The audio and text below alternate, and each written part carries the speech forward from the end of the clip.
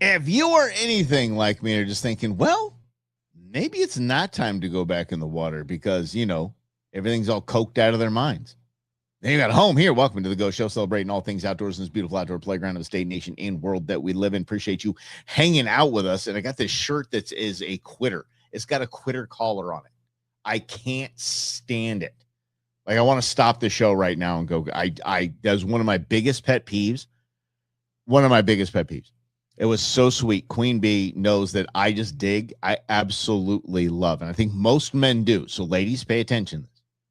Most men dig it when they're driving and the lady just kind of puts their hand like this and just kind of like, just maybe rubs the shoulders and neck, just kind of plays with their hair. It's the male equivalent of going, yeah. Love that stuff. Absolutely love that. So what Queen Bee didn't know is that I can't stand shirts that don't hold onto your arm or hug your neck. I can't stand that. The quitter shirts drive me absolutely bonkers. And I don't like wearing them. I'm not comfortable in them. And so she would take her hand and kind of put it up like this, up my sleeve, and just kind of do like this.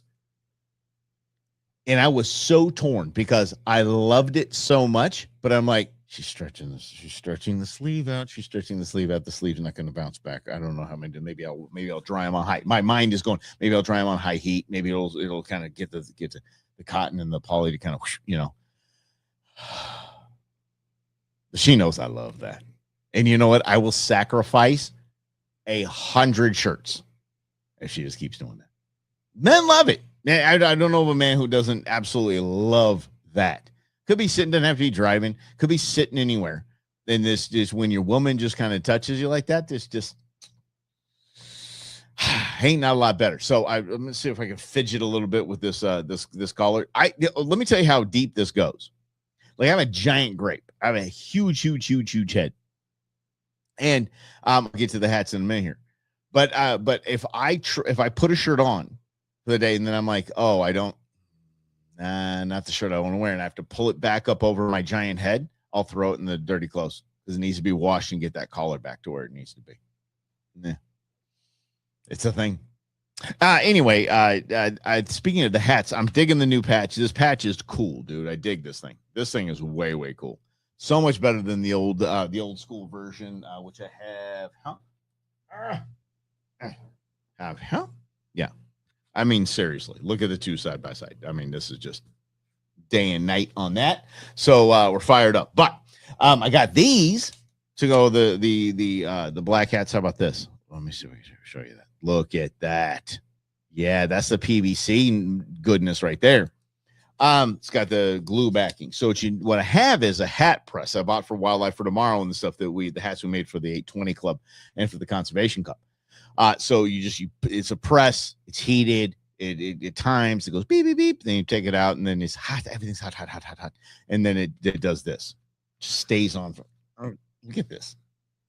It stays on solid. Okay, I'm a man. Listen, I put a little bit of super glue, a little bit of Gorilla Glue on the back of it. I just do. So I'm a little bit OCD, ADD, yeah, squirrel. A little bit OCD about that kind of thing. But anyway, so I did these. The leather came out great. The PVC, I didn't follow the directions. Nope. Sure as hell didn't. I just asked what time and temperature. I asked Gemini what time and temperature to put this on, and they told me. So I said, okay. I'm going to do that. You want to see my first attempt? Attempt is the operative word. This is a just black PVC puddle that the heat press turned that cute little patch into. And this was my first attempt at it. Now, this is no Brewman's hat, so no big deal. I mean, it was just I just took the Brewman's patch off of it, which was sewn on. And then this was supposed to go over it. This is actually an old Brewman's hat, too. I took the patch off with this one. But look at this. I mean, this is just, it's a puddle of rubber. Apparently, I was supposed to have some silicone pad to put on, which I now have. Thank you, Amazon, for having those just like that. Same day delivery. We'll be pressing those today, hopefully.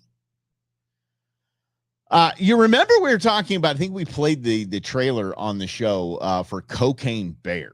Cocaine Bear was a true-ish story about drug dealers having to ditch part of their cargo over some national park or a forest or whatever it was, some wooded area. And some bears got into the coke and lost their bleeping minds, of course. So, when you make it a movie, it's going to be tongue in cheek. It's going to have some comedy to it. It's going to be crazy. It's going to be a little slapstick. And it was good. It was okay. It was okay. It was okay. There's a story behind it with the blending of our tribes with Queen Bee, and Queen Bee, I love you. Just to put it that way. But Cocaine Bear was a funny movie. How weird is it that it was Ray Liotta, the great Ray Liotta's last movie? Ray Liotta was in it. I will watch anything with Ray Liotta. I'll watch anything with Josh Brolin in it. Who else would I watch anything? Gary Oldman, 100%.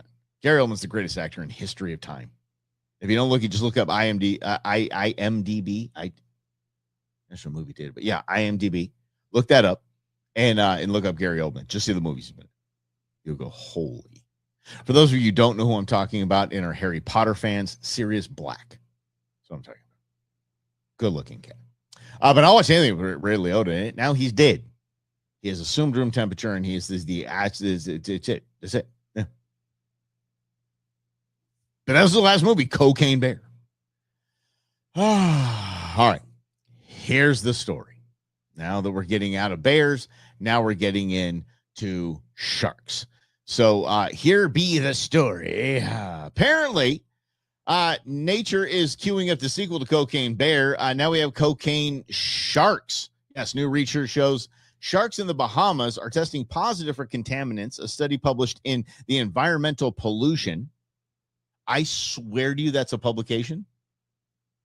A study published in Environmental Pollution. They put it in the italics, so you know it's a publication. Environmental Pollution, okay.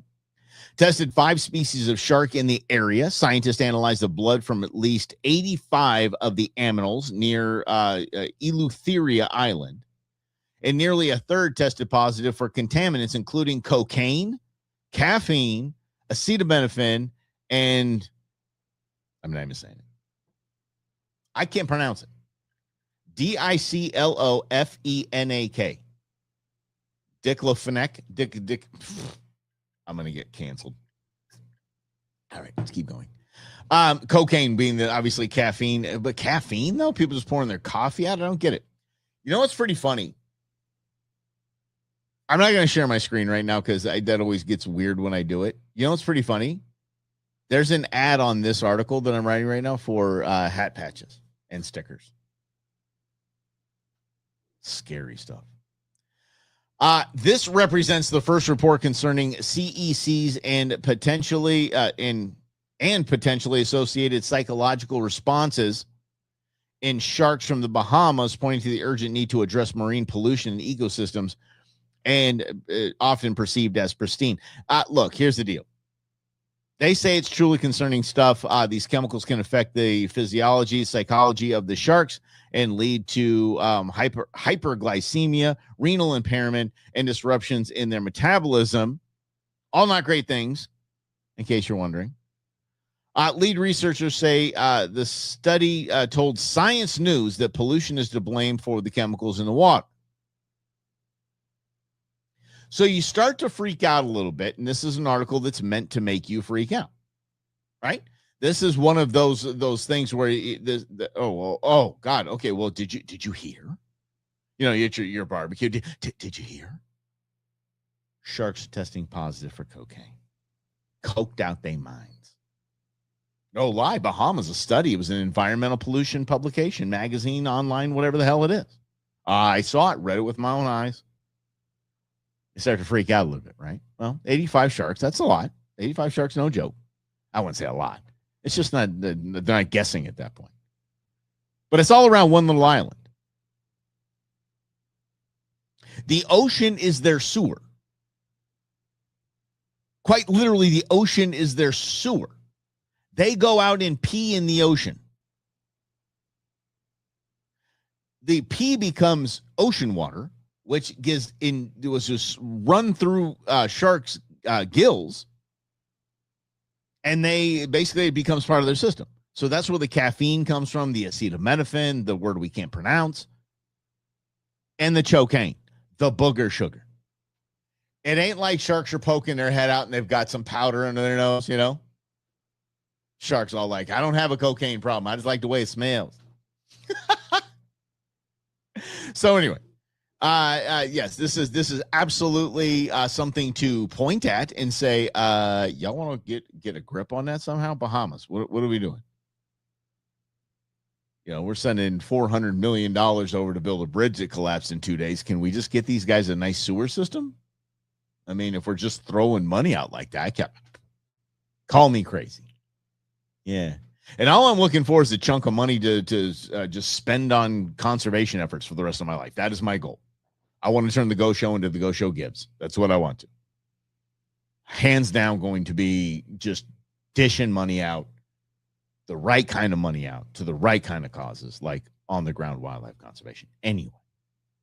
So these guys, they throw all their waste into the water. They're an island. They're just like, all right, we're just going to throw it in the ocean. So this is where this comes from. This isn't a massive problem. Oh, we need to focus on the damage that we're doing to the oceans. I don't disagree with that. I think we need to focus on the damage we're doing to the oceans. I can't think of a solution, but it's probably something we'll pay attention to. You know, you think about what we do to the oceans and just, you know, people like overfishing. Overfishing is probably I would say shark fin soup and all that. The shark fin, that's sucky. That's not cool. But it's not an overfishing problem. The problem is the Chinese and Indian rivers that are going into the ocean. That's disgusting because they throw their waste in the rivers and it goes in the ocean. That needs to be attended to. We have these solar farms and we have these wind farms. All that stuff comes on giant ships from China. The carbon footprint on those will never, ever, ever offset what it cost the environment to make them. And then the habits, don't get me started. But there's oceanic stuff we should probably pay attention to. Because again, if you look at the, remember the Exxon Valdez, remember that spill? I heard it put this way by a scientist. It is like filling up the Astrodome. That's how long ago it was. If you remember, we're aging ourselves, so we talk about the Astrodome. It's like filling up the Astrodome with water and putting one drop of Pepsi in. So the ocean is vast. So what that does is, and this is not me excusing any of that behavior. What it is me saying it's easy to just say, oh yeah, just throw that over or whatever. Yeah, sure. Yeah, go pee overboard. It's okay. It's just the ocean. It's easy to get into that mindset and be like, oh, pour in the ocean. It's huge.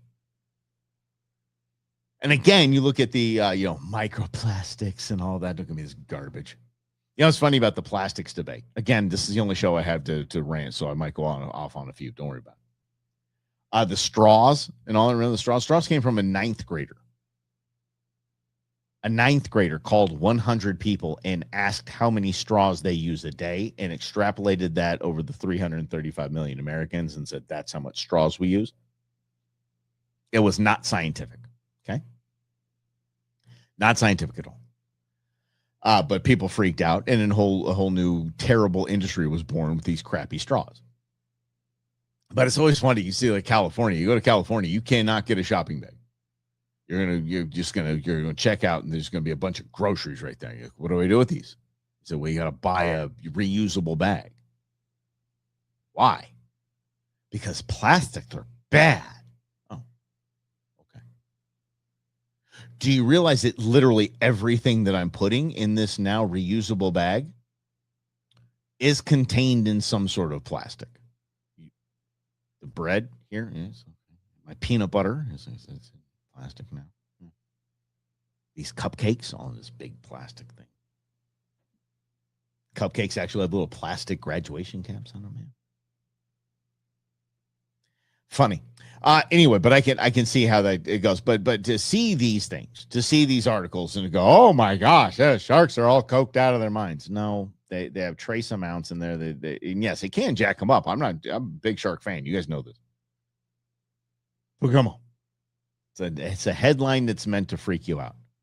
Yeah, I gotta tell you, sharks are probably the second or third, probably third aquatic animal that I would not want to have dialed up on cocaine. Yeah. Because I'd put seals and sea lions up there. Could you imagine? Could you bleeping imagine coked out sea lions? Talk about jacking with the fishing industry. Holy cow. But the worst, of course, that you wouldn't want to have coked out of their minds are homicidal sea pandas. Yes, the homicidal sea panda, the orca, the killer whale. You get those things dosed up on coke, there will not be a boat in the ocean. And they will be fat and happy. They will take over. For real, they would take over. They're intelligent, highly intelligent, coordinated. They jack with people for fun. They play with their food. They torture. All been documented. That's why they're the homicidal sea pandas. It's like a non-peaceful yin and yang sign. Oh my gosh. Sorry, someone's getting my nose. Yeah. If you watch Monday's show, you'll know that, oh yeah, it's going around. Oh, that's going around. And did you hear the sharks are coked out of their mind? Nope. Relax. Thanks for hanging out. This is the Go Show, celebrating all things outdoors in this beautiful outdoor playground of a state, nation, and world that we live in. We know that the P word here on the show is the most disgusting word we have. That is poaching, poachers, stupid, mangy poachers, the bunch of just absolute asshats that need to be eliminated from society. On Monday's program, I thought of a good idea. So if we wanted to, like me and Tequila Jim and Slavo, we can put in and Tequila Senior, sorry, buddy, and Kip. Kip doesn't show up, though, even if we get a tag. We can put in for deer. We can put in for elk. We can put in for javelina. We can put in for anything we want to put in for. Ram, bison. How about poacher?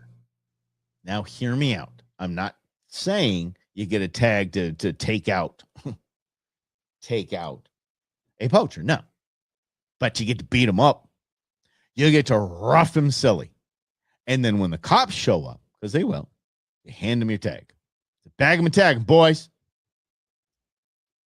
I think it's a great idea. Oh, did you draw a poaching tag? Yeah, I got a poacher tag. Find that dude in Denny's, roll up on him in IHOP, just deck him. Just boom. I'll put some limits on it. I mean, come on. Like maybe 5 contact punches max and a kick, maybe. All the while explaining the North American model of wildlife conservation. Because God knows they're not getting any substantial fines. Sure, 10 grand, whatever. People that poach don't care about debt. Think about it. Oh, and you're going to take my license away? I was hunting without a license, so you're taking my license away. Whatever.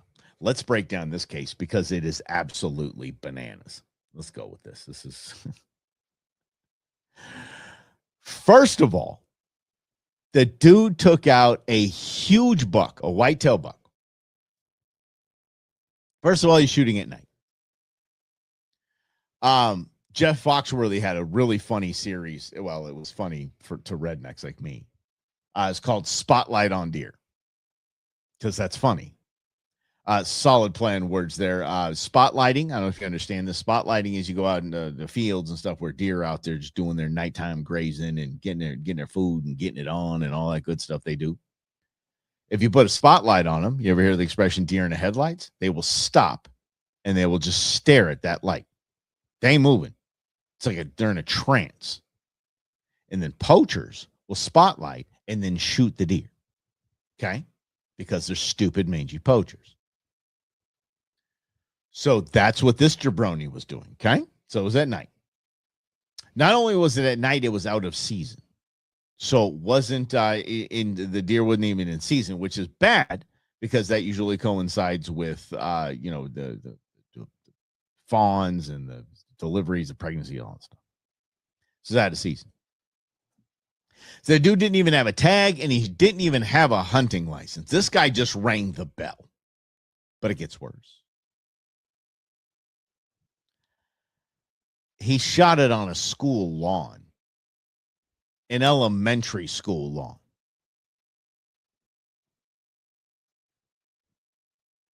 Okay. Seems cut and dry, right? Seems like we're going to go throw the book at him. Let's see what we got here. All right. I believe this is in Idaho, I believe. Fish and Game said in a statement after reviewing hundreds of hours of video footage. Oh, yeah, it's in Idaho. Idaho Fish and Game officers identified the suspect as Lars Nelson of Peck, Idaho. A search warrant executed at a residence in Assotin, should be Asinine because it's in Washington, where Nelson had been staying, led to the seizure of the suspected vehicle, clothing worn during the offense, the deer parts. Forensic testing confirmed the blood collected at the scene matched what they collected at his house. Not his house, wherever you're staying in Washington. So Idaho over to Washington, we got the guy, and then boom. So you think about this. You think about the time and effort that went into this.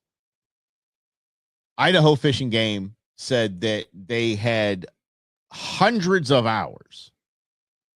You understand that hundreds of hours. So multiple hundreds is most likely 3 full weeks or a month of work for one person.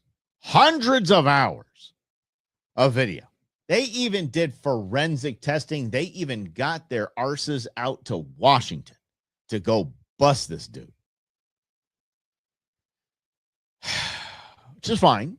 The worst part of this, not the worst part of it, but the meat and antlers were never located. So he already got all the goods. He already sold the antlers. He ate all the good meat. Yes. So the poacher he pleaded not guilty, but the court found him guilty. Of course, I'm not guilty of that. I didn't do that. Okay. So you think with all of this, a dude poached a deer at an elementary school. It was at night, but still. And you get a lot of those stats, by the way, the crimes. When you say school shootings, this was a prior administration fun thing they did. If in the middle of the night, a gang decides to get in a fight near a school at night, the middle of the night, and people die, that's your government calls that a school shooting. Anyway, so the guy shoots a deer out of season, without a tag, without a license, at night in a school. This was actually on school grounds. The Game and Fish has to go through hundreds of hours of video, do forensic testing, hunt this guy down, find him in Washington. He's found guilty. They sentenced him to, and I'm not kidding, $1,000 fine.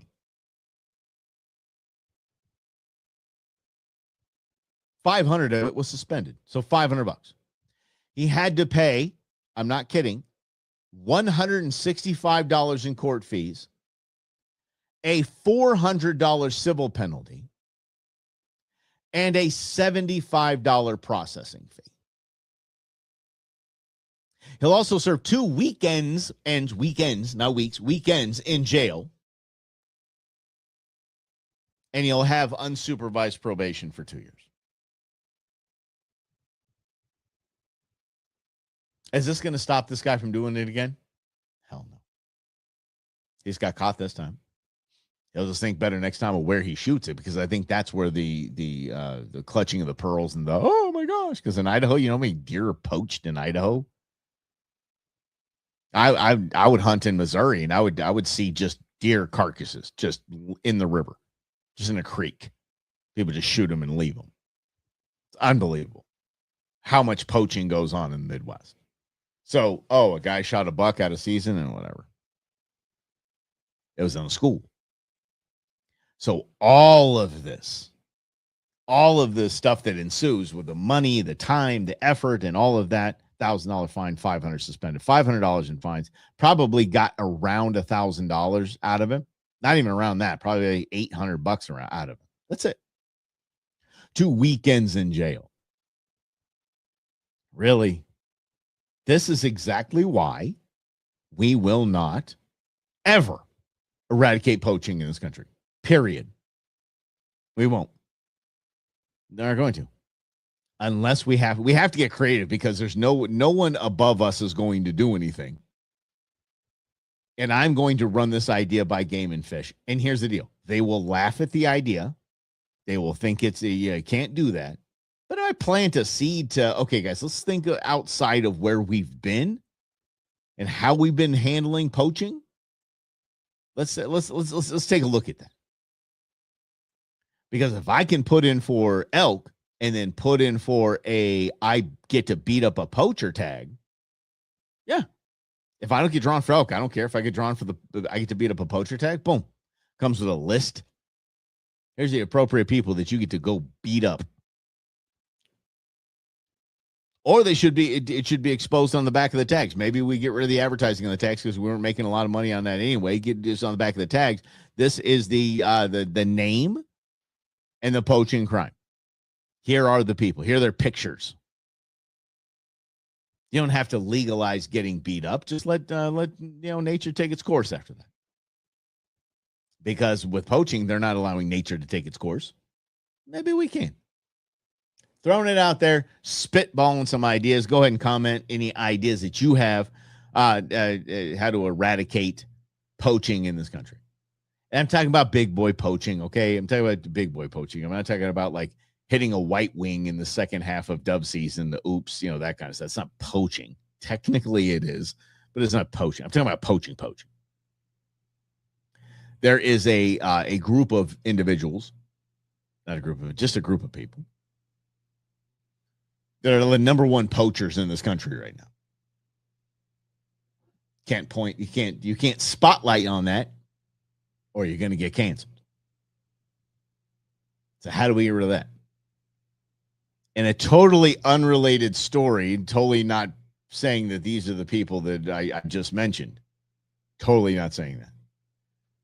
But how can we educate migrants that come to this country on our way of life when it comes to animals, our North American model of wildlife conservation? That no, in your country, you could go and just take a deer out or whatever you would shoot anything, and that's your food. We don't do that here. How do we educate? How do we do it? Can we do it? Is it considered, racist or insensitive? No. We're losing a lot of animals to people that are coming here and going, yeah, dude, I can take out 50 fish out of this. Who cares? Yeah. I got a whole family to feed. What do you mean I can only have this many bass? I'm going to take as many as I want. I could do that in my country. That's what I'm saying. We got some problems. They're all with poaching, and we need to take care of it. We need to get it handled. What do you think of that? Again, hit the comments, find out, help us come up with some good ideas. Find out. Where did I find out? Why do I have to have coffee at 11:30? Oh, because I drink it all day. So just help us come up with some great ideas. The funnier, the better. But if you have some serious ideas, put that in there. Serious idea, please. I'm looking at you, Rhonda. Put serious idea on there. And if not, just make it funny, make it hilarious. And some things should be done in the town square. And I know you guys are going with this. I know exactly where you're going this. Yeah. I might have some canes for lunch. You see what I did there. All right, let's get out of here. We'll do this again on Monday, y'all. How about that? All right, thanks for playing along. Have a great rest of your weekend. This is the Go Show, celebrating all things outdoors in this beautiful outdoor playground of the state, nation, and world that we live in. Hasta lunes. I think that's Monday. To our friends on the south. Como se dice Monday?